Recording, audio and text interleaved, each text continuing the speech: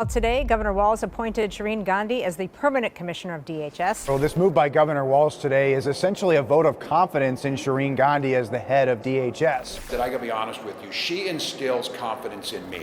I don't think Minnesota has a problem any different than any other state in the nation. So this person that said that the Minnesota fraud problem is nothing special, the governor, Tim Walz, just made her a permanent commissioner of the Department of Human Services. Not fired or not investigated, but promoted. You can tell they're trying their best to cover up the billions of dollars that is potentially lost due to this fraud.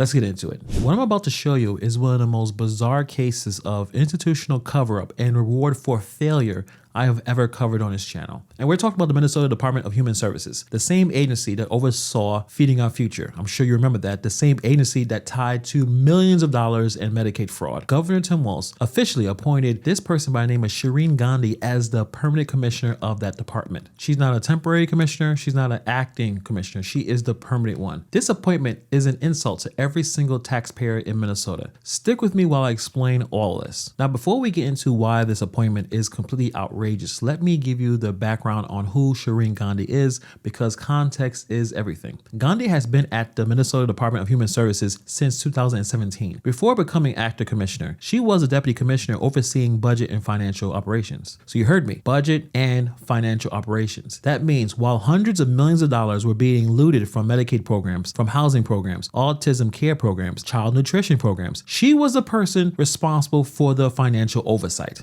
Did the department act urgently enough when it first started learning that there might be widespread fraud in this program? That's a good question, and I think in hindsight, no. But we didn't have the benefit of hindsight then.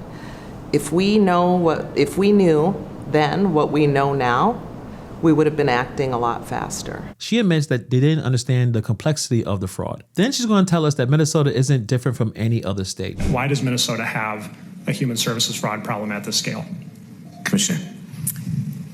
Chair, Senator, I don't think Minnesota has a problem any different than any other state in the nation.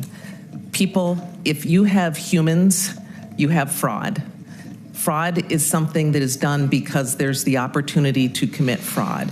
We have seen evolving fraud schemes here in Minnesota, and since I stepped into this role, we have been doing more than I have heard any other state doing to fight fraud. We are looking for it, we are using new tools to look for it, and we're unafraid to look for it, and we're taking action when we find it. When we spoke with CMS, I gave them the same answer and asked them what other states were doing, and they did not have other states that were doing more than we are doing here. They did not have that at their fingertips. The former commissioner Jody Harpstead resigned in February 2025 under much scrutiny, and who stepped in? Gandhi. And for the past year, she's been the acting commissioner while all this nonsense has been unfolding. Now Walz wants to make her permanent. This seems like a cover-up with a promotion attached to it. So I know many of you may be saying, you know what, Hannibal, maybe she just inherited a bad situation and maybe now she's trying to fix it. Absolutely not. Let me show you what happened on her watch. In January 2026, just weeks before Walz promoted her, the Office of Legislative Auditor dropped a scathing audit on the DHS Behavioral Health Administration grant program. $425 million in grants distributed between July 2022 and December 2024. Missing progress reports, no documentation for required monitoring visit, and pay attention to this, backdated or newly created documentation that did not exist before the audit began. They made up paperwork after the auditors showed up to make it look like they were actually doing their jobs. How does this person still have a job? This was definitely the most egregious thing I have seen, maybe in my whole time working at OLA. After 27 years with the Office of the Legislative Auditor, a statement like that from Judy Randall means something. After past suspicions, she says her most recent audit proved state workers were fabricating documents to cover up mismanagement of taxpayer money. Nearly 30 years, she had never seen this. This happened all under Gandhi's leadership. One grant manager approved over $600,000 in payments, then left the government agency to work for the same grantee. That is a textbook conflict of interest. And what was Gandhi's response when lawmakers confronted her about these fabricated documents? She said if someone directed staff to falsify documents, it is absolutely wrong. Not okay. It's an HR matter for sure, and it may be more than that, as Auditor Randall discussed, and DHS is conducting a full and thorough investigation. An HR matter? An HR matter?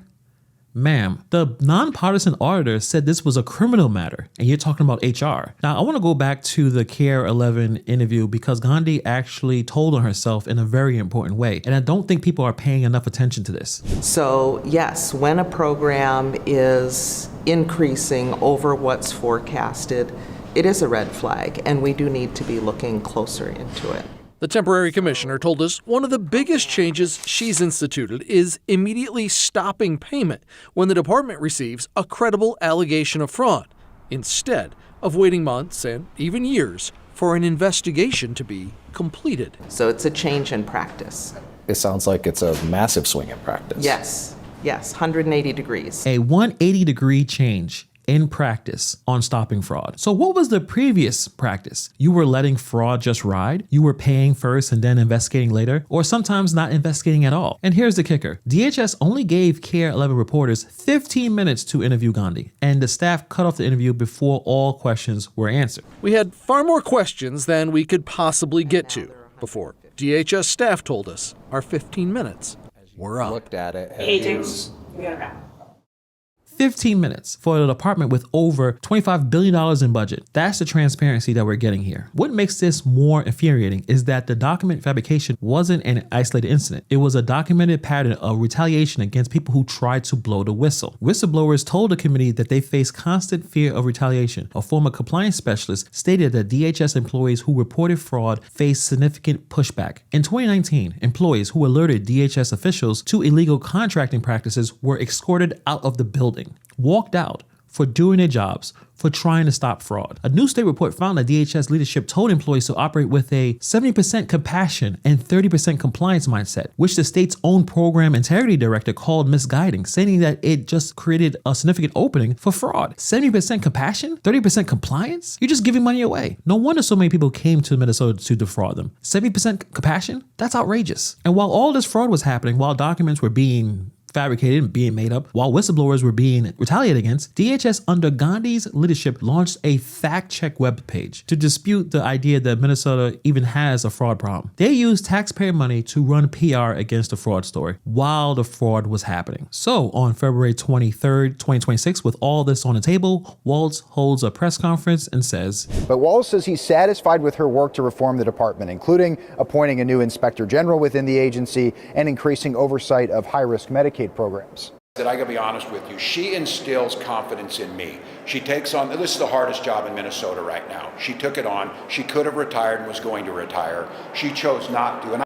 So that's what we're doing. We're giving her credit for not retiring after her department fabricated documents. And Republicans, for once, had the right response. GOP House Speaker Lisa Demuth taking a little bit of a milder tone, saying she hopes that the permanent appointment will help Minnesota turn this fraud crisis around. But House Republican floor leader Harry Niska said that this was failure being rewarded and seemed to be opposing the permanent appointment of Gandhi at the head of DHS. I mean, if you look at the scoreboard, you see that the fraudsters, dozens are getting charged. Whistleblowers were retaliated against. DHS employees who fabricated the documents, they're still employed. And the person who overseed all of it got promoted. That's where we are right now. And meanwhile, we just talked about this a few videos ago. An audit came out and over 90% of claims in the autism care program don't match the policies or procedures. Optum has audited the billing for the 14 high-risk services that are within the Department of Human Services. They're using AI and they're using their own data analytics to try and find any of that fraud, waste, and abuse.